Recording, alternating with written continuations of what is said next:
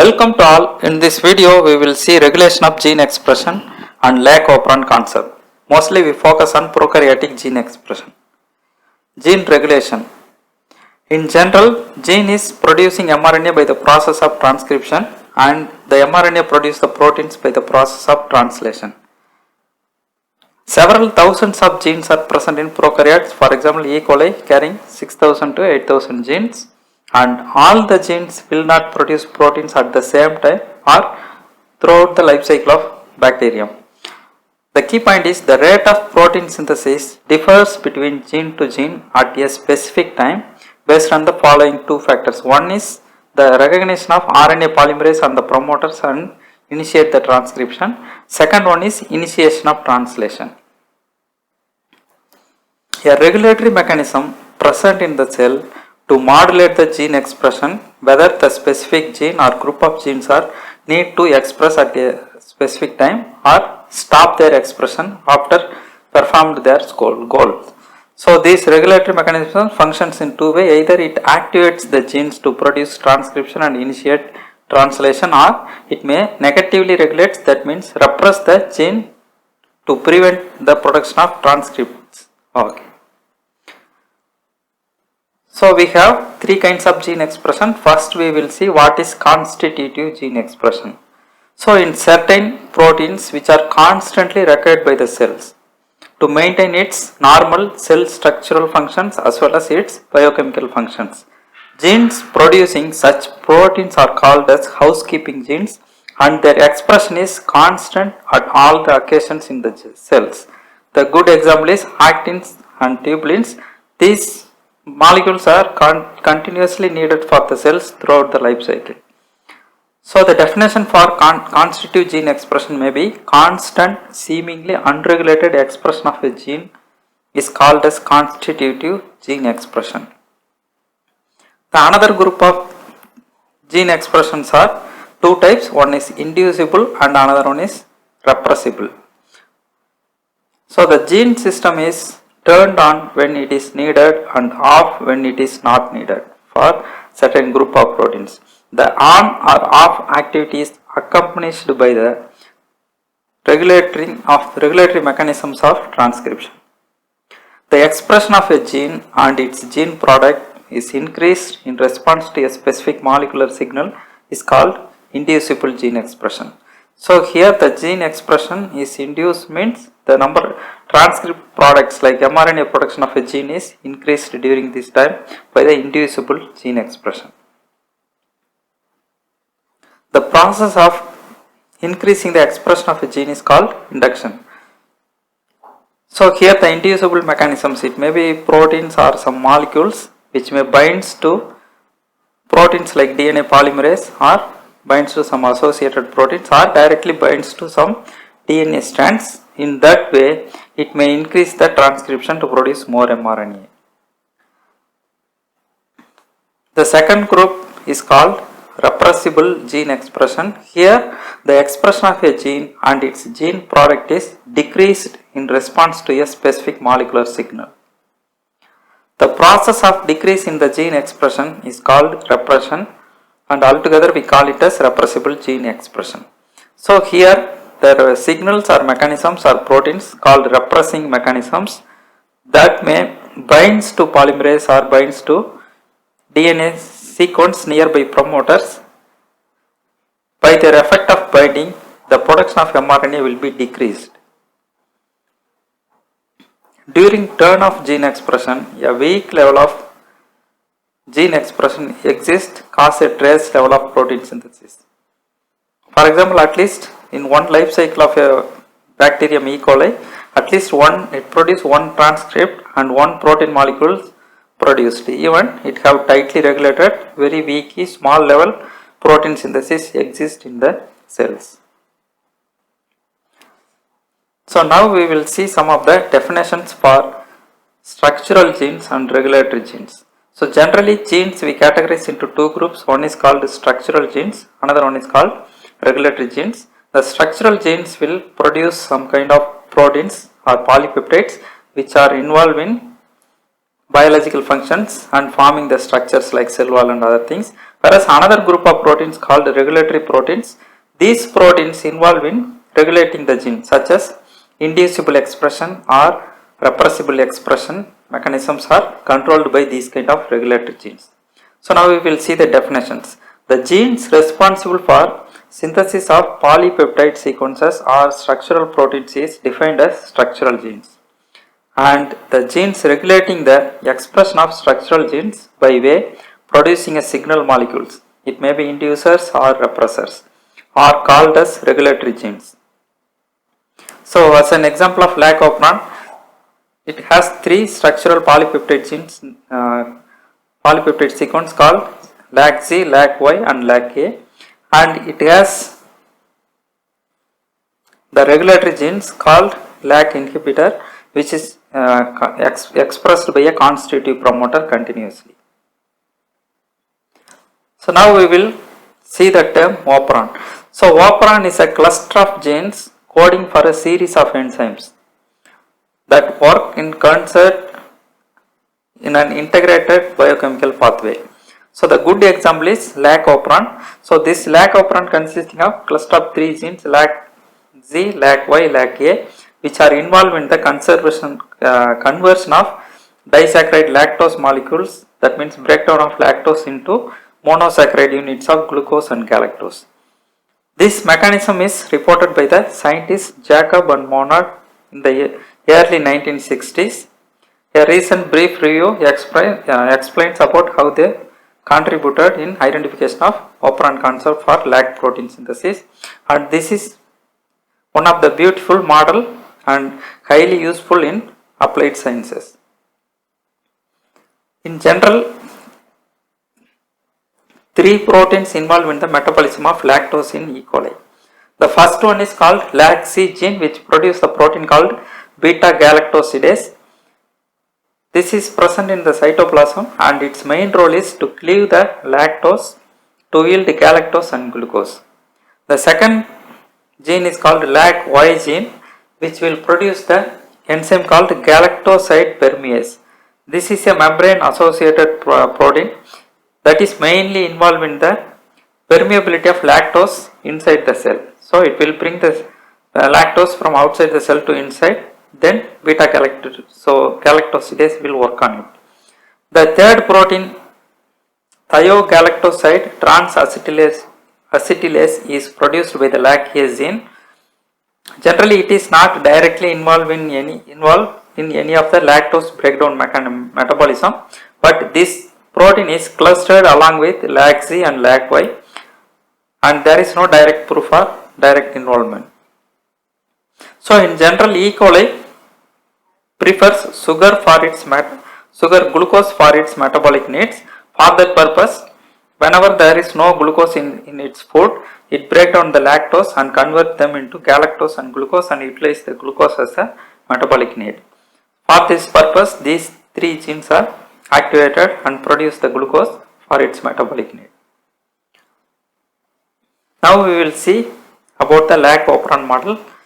So lac operon model produced three structural proteins by the genes LAC-Z, LAC-Y and LAC-A.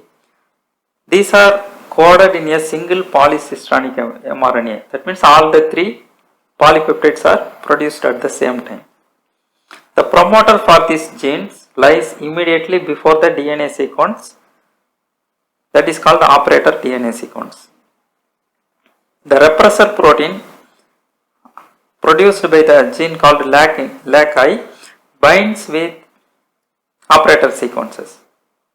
So the upstream of the above promoter sequences, the LAC-I gene is located somewhere and continuously produce the LAC-I, that means constitutively express the LAC-I proteins, and this LAC-I proteins always binds with the operator sequence or LAC-O sequence. In the absence of regulatory sequences, that means galactose, the repressor protein LAC inhibitor bounds to the promoter, and the transcription of LAC-Z, LAC-Y and LAC-A cannot be initiated because the LAC-I prevents the polymerase activity to initiate transcription. Whereas presence of certain inducers such, for example, in lac operon, lactose. If lactose is present in the medium, it stimulates the mRNA synthesis by binding to the repressor protein LAC-I. The key point is the lactose molecules binds to LAC inhibitor 1000 times better high affinity than LAC inhibitor binds to LAC-O sequence. The binding alters the 3D structure of the repressor, so it cannot bind to the operator. Thus, in the presence of an inducer, the operator DNA sequence is unoccupied and the promoter is available for the initiation of mRNA synthesis. Let's see the lac operon model mechanism in the following figures. So, lac operon producing three structural genes. One is called LAC-A, that is producing trans-acetylase protein. Another gene produces LAC-Y, that is a permease protein, and another LAC-Z produces the beta-galactosidase proteins. These structural genes present to produce polycystonic mRNA. Somewhere upstream promoter is present. Between promoter and these three structural genes, another sequence called LAC-O sequence, a specific DNA sequence. With this sequence, another protein called LAC inhibitor is tightly bound with it. The LAC inhibitor is constitutively produced by LAC inhibitor specific promoter somewhere upstream of this kind of LAC unit construct, and once the LAC inhibitor is producing LAC inhibitor proteins, a kind of repressible proteins, they have high affinity with LAC operator DNA sequences, they will tightly bind here. The binding of this kind of LAC operator prevents the RNA polymerase to initiate transcription from the promoter sequence. Thus, the transcription of LAC-Z, LAC-Y and LAC-A mRNA is totally prevented. Okay. So, the inhibitor protein LAC-I binds to the regulatory sites and turns up the transcription by these mechanisms. So, this will occur when lactose is not available in its nutrient medium. So, when there is no lactose, there is no meaning of producing these three genes to break down the lactose. So, under such conditions, through this repressible mechanism, the LAC inhibitor protein tightly binds to LAC operator and prevent the transcription of LAC-Z, LAC-Y and LAC-A. Okay. Now, lactose is added to the nutrient medium.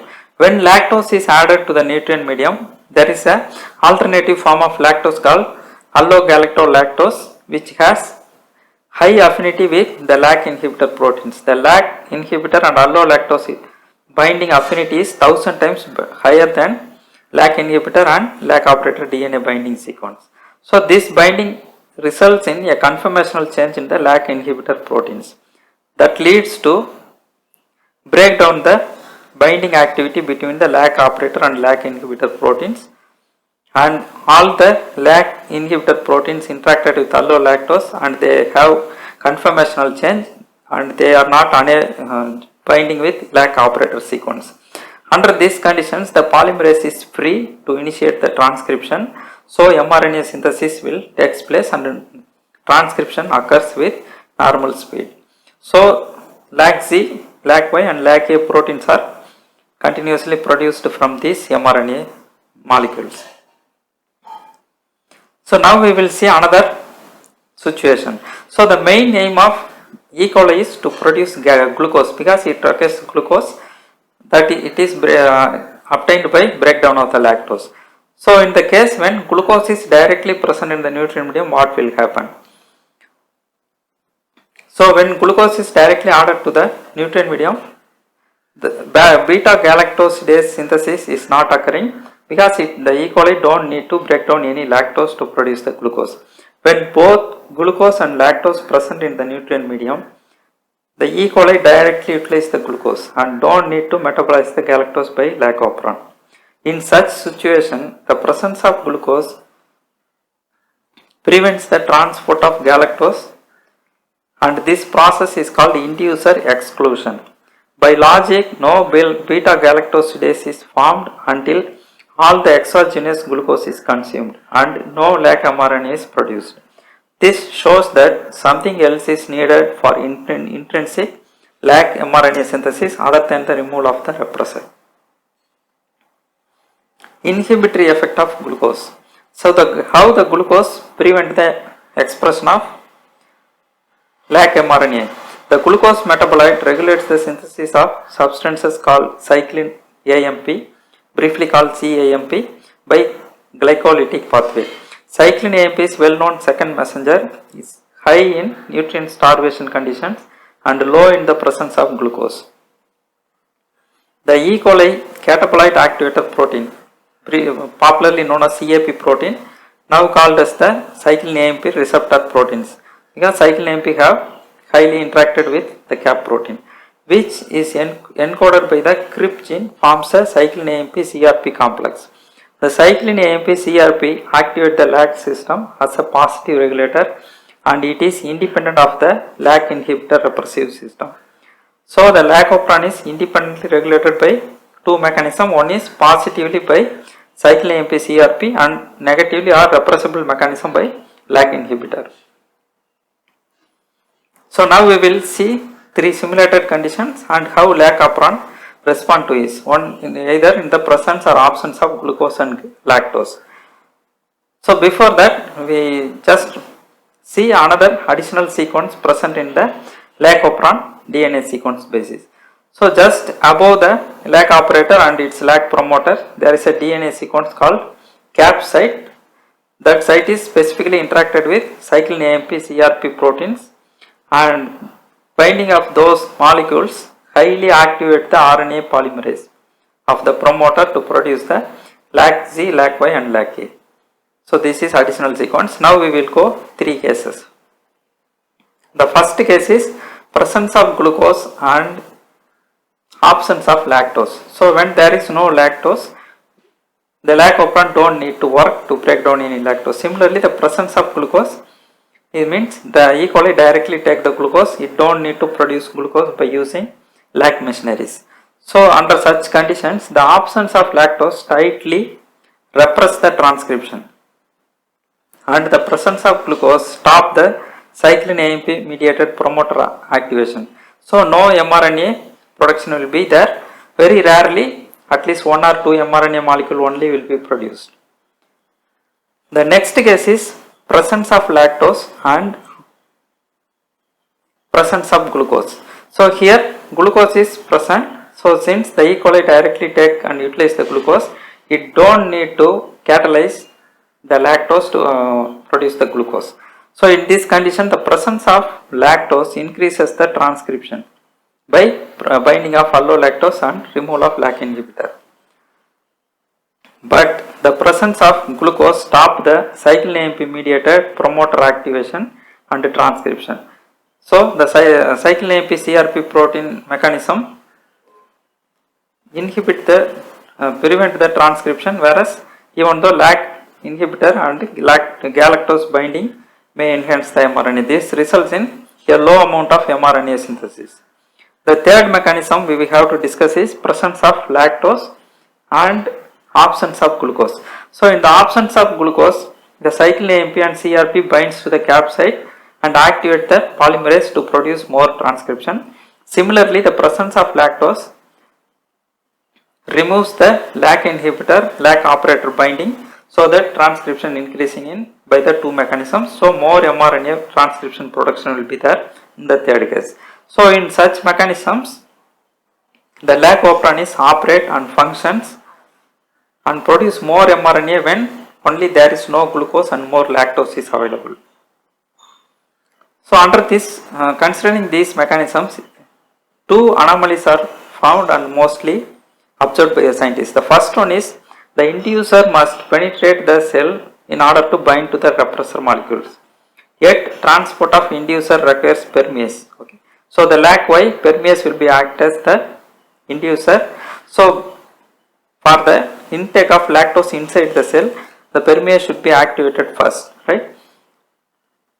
And the second one is the lactose does not directly binds to the repressor.